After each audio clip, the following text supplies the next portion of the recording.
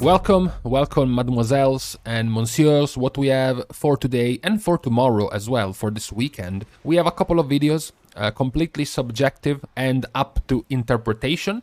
These videos are about where are the worst players playing the game and where are the best players playing the game. You know how over the years you make yourselves some preconceptions, some stereotypes about certain classes and certain specs. Perhaps they even bleed in-game, where you're trying to make your Mythic Plus group and you have usually these bad feelings about inviting a certain spec or a certain class because you think the players playing those specs are shit and you just don't want them in your group. Or maybe the opposite. Maybe you are very happy to see some maybe Guardian Druid tank queuing up because you think Guardian Druids are pretty good players as opposed to some other specs, so you tend to invite them more. Perhaps it's even subconscious. You don't even think about it. So what we are doing today is taking a trip through my years of experience in the game up to today, up to current year in Shadowlands, and look at which ones have I seen personally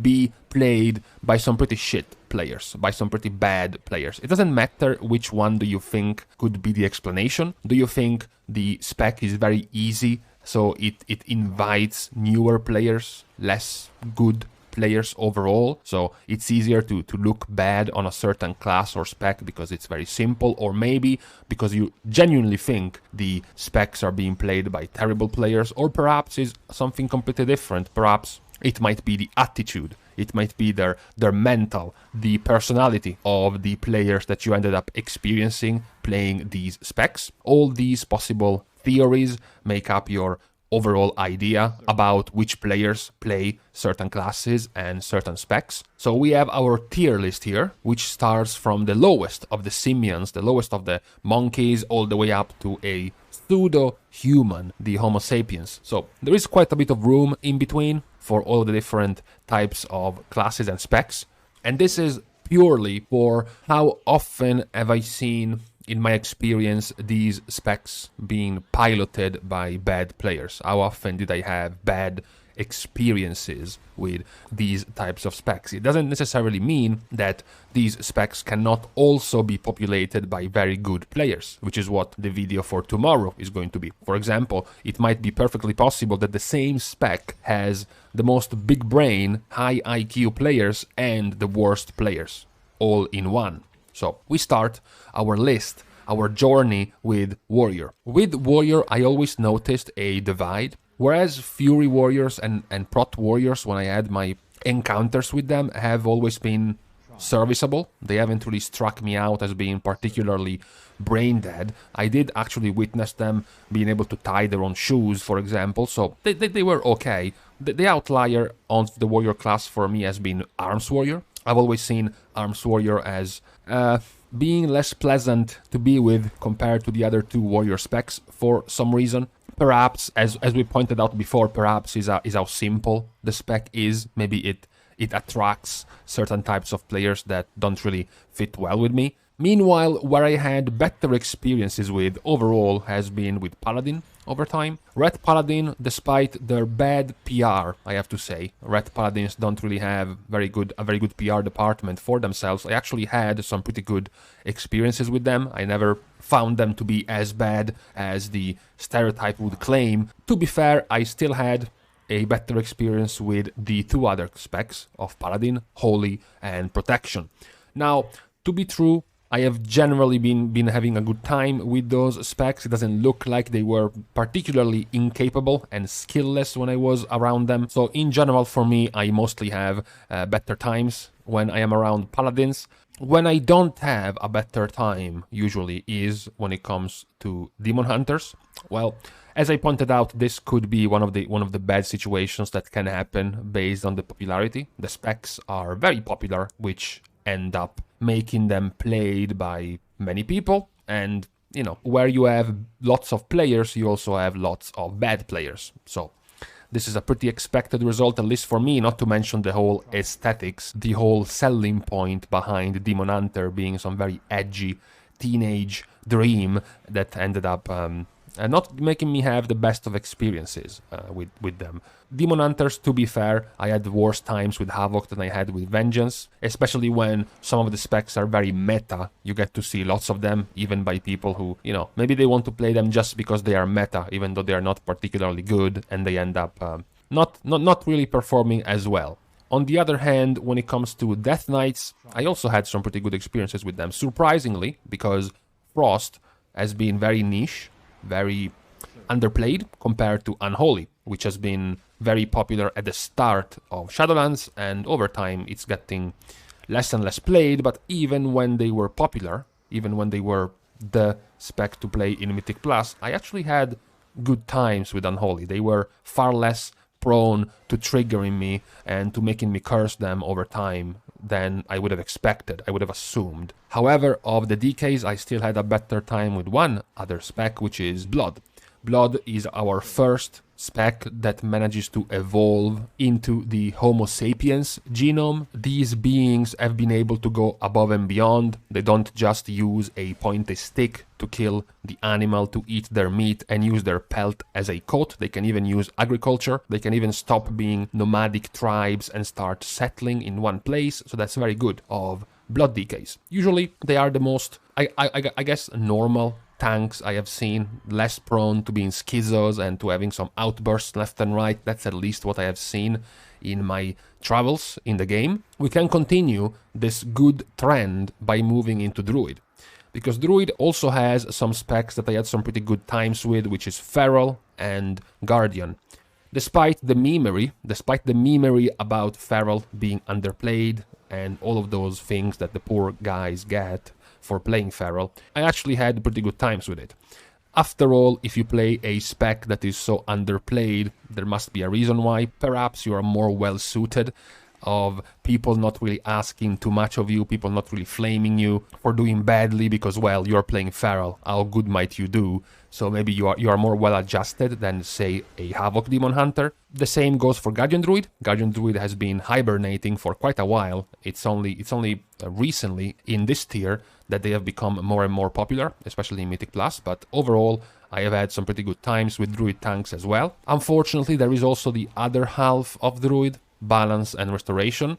Those two specs have gotten the opposite effect on me. Also, perhaps another thing we might end up drawing some conclusions about at the end of this tier list, which is the fact that Resto and Balance are very popular. They are played by way more people. So, you know, getting bad players of those two specs is very likely compared to getting the ones playing Feral. The more balanced class I have experienced over time, on the other hand, is Monk. Because Monk, Brewmaster, Windwalker and Mistweaver have always been very well adjusted for my tastes. I rarely scoff and sigh because I see a Windwalker throwing a tantrum or a Mistweaver Monk being completely clueless. Those types of feelings don't happen too often when I play with a Monk. It is also noticeable, okay, we can give them a slightly bigger prize to Windwalker because Windwalker has been meta in Mythic Plus for quite a long time now in Shadowlands, and even then I still have pretty decent encounters with the class and the spec overall. So it's good to see that even while being popular, I've not found too many, I don't know, flavor of the month chasers that gave me some bad experiences. Then we have Shaman. So Shaman is Restoration, my spec currently playing. It's actually on the lower end in my experience. Of course, being a Shaman myself, I have less opportunities this expansion to see other Resto Shamans, but overall, even before, when I wasn't playing Resto Shaman, they were passable, but possibly due to the fact that it is one of the more recommended healer specs to begin with, because it has a very easy style to pick up at the start, so it might be prone for players being less apt at the spec overall. So in general, I had better times with elemental players and with enhancement players. Not really too surprising, also given the wide player base of Resto Shaman compared to the other two, which are way more niche, way more underplayed. It's more likely that people playing those two specs are some die-hard fans or some very committed players, which might be logically a little bit more well-adjusted, a little bit more human-like looking at the very least. Talking about not being human-like looking, we have Priest. So if Monk is my overall most balanced of the classes I have had my experiences with, and for the moment, looking at the tier list, Paladin is likely the better one, Priest together with Demon Hunter is the worst. I've had, in general, bad experiences with Priest. I don't know what is the combination of things that make it so bad. Shadow Priest is, at this point, a fetish of players. Shadow Priest has gotten to be very bad for many years, yet it still had a very passionate following of players demanding the spec to be reworked, to be rebalanced, to have their whole mechanics being changed, and every time there was an attempt, eventually it failed, so we just go back to point one and try again. It feels like this has developed a pretty unstable mind in the Shadow players, even now, which they are much better than they were back in Mists or Warlords. This is probably the cost that they had to pay, their sanity. Discipline,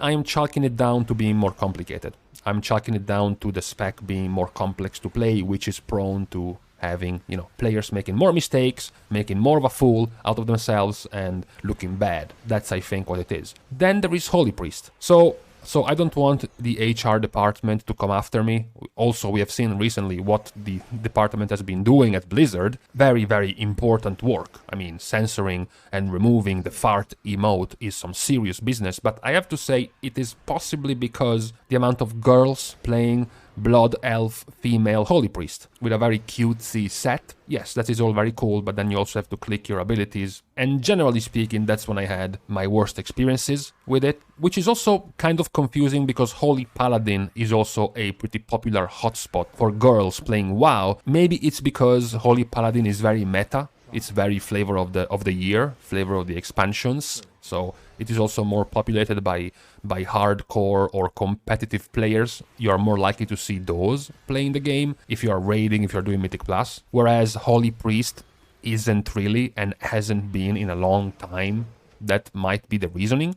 Now that we have this overview, we are left with the pure DPS classes. Okay, so we are entering a more deranged level. Okay, these are people who are playing their class without any other option in mind other than DPSing. So they don't care about healing, they don't care about tanking, they just want to play a class that does nothing but DPS. This is a very dangerous lifestyle to live. It quickly erodes your neurons and your brain eventually. So we might be prone for some more let's just say exotic characters playing these classes. So because of that, we're gonna start nicely. We're gonna start slow and point out my best experiences with these pure DPS classes, which is with Assassination Rogue. Possibly because Assassination Rogue is terrible in Mythic Plus, so it doesn't have any players interested in Mythic Plus playing Assassination, but only Raiders, and I don't know, maybe that's the reason. At least that's the only thing I can see out of Assassination. I had better experiences with them, and generally speaking, they are less prone to fucking up or to having terrible attitudes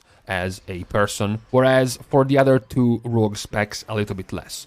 Especially Outlaw, and also perhaps because Outlaw is much more popular in Mythic Plus. Maybe you are more prone to having some bad attitude and bad manner people in Mythic Plus. You are more prone also to see these, for example, wipes and bad pulls in Mythic Plus, bringing out the worst out of people. I have to say, Outlaw has been a pretty habitual visitor of this type of behavior. Then we have Hunter. For Hunter, we do have Survival, which is a very well-balanced person, a very nice laid-back player. Never really too many complaints to Survival players, which is in contrast with the complete opposite of Marksmanship and Beast Mastery. Talking about a Baboon and a Lesser Simian, we have these two specs also because of their massive popularity, which are going to, in return, bring out a lot of people, and you have much more time to see the worst out of the class and the spec. In closing, we have the two pure cloth DPS classes, Warlock and Mage. Warlock, usually pretty good times and nice experiences with Demonology Warlocks, as opposed to a little bit less, but still nice. Still pretty decent with Affliction Warlocks. I had nice experiences. In contrast with Destruction. I don't know what's up with Destruction players. I don't have a real explanation for this. It's not that they are more popular in Mythic Plus or not. It's not that they are super popular as a spec as a whole. I just see the worst. out of Destruction players for some reason. Now, to finish the whole list, we have Mage. I have to say, Mage is probably the more surprising one for me. When I started thinking about this over time and looking at the different specs, I noticed that I don't really have too much against Mage. Even though, logically speaking, Mage is very popular. Mage is quite popular, you have to say, especially in competitive content like Raids and Mythic Plus. So I would have thought about some of them ending just like Hunters, or like Outlaw Rogues, or Balance Druids. Yeah, they are super popular, I bet there is a ton of shit players dragging down the spec, right? This has not been my experiences with Mages. I usually found them at a pretty good level, a decent level, most of them, similar to Warlocks, except they don't have the outlier of Destruction in their class. Even during times where Mage was dominated by a single spec. So basically all of the players were converging into a single spec, making it much more likely to see terrible players in a single spec like Fire Mage. Fire Mage being very meta for the second part of BFA and for the whole first patch of Shadowlands. Even then, I was fine with Fire Mages actually, so it is a surprise, I have to say. Now, when we look at my entire subjective and personal list of the worst players residing in which specs, we have to say and we have to remind everyone two things. Number one, as I said at the start, my experiences with the specs having the worst players doesn't mean that these specs might not also have some of the best players. For example, just to give you a spoiler for the next video, Vengeance Demon Hunter is one of the specs I have seen the most people fail at, be bad, have bad attitudes, be scathing or flaming, etc, etc. But it is also one of the specs where I have seen some of the better players, more experienced players, better attitudes and behaviors in the game. So it can also be like that. The other point that is worth mentioning in this list is that it is also more easy to see better classes and have better experiences when the class is very niche, is not played a lot. In fact, you see that at the top I have put Feral, I have put Demonology, I have put Survival, Assassination, Enhancement. These specs are pretty niche, are pretty underplayed, so it makes it more likely that Flavor of the Month chasers, meta hunters, and general sheeps following what's good are not going to end up playing those specs. Those specs are going to be played by more expert players at the spec. They are more used, they are more in their natural element playing that spec. It's sort of like when playing a MOBA, you're playing League or you're playing Dota, and you see it's much more likely that the very, very small player base of a very, very off-meta champion, those players are going to be much better at it than your average Flavor of the Month super popular champion, because why would they want to play it if it's not popular? Why would they want to play it if it's not strong? Because they like it, because they enjoy playing it, because they have mastered it over time. So it's similar, on a similar note, when it comes to classes and specs in WoW. This is also something that will change in the next video for the best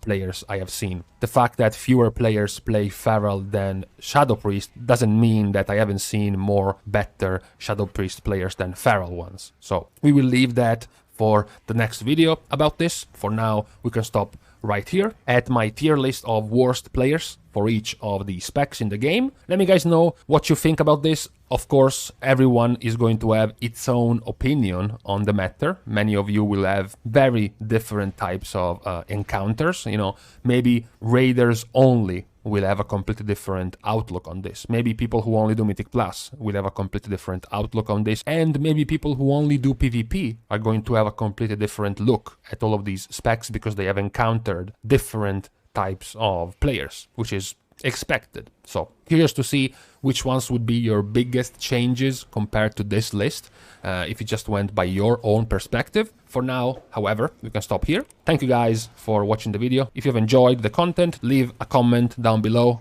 like the video and subscribe to the channel as well. See you guys soon, and in the meantime, very disappointed, by the way, to know that the Brooklyn Spearmints got that name simply because it sounded and looked cool. Well, I was hoping for more.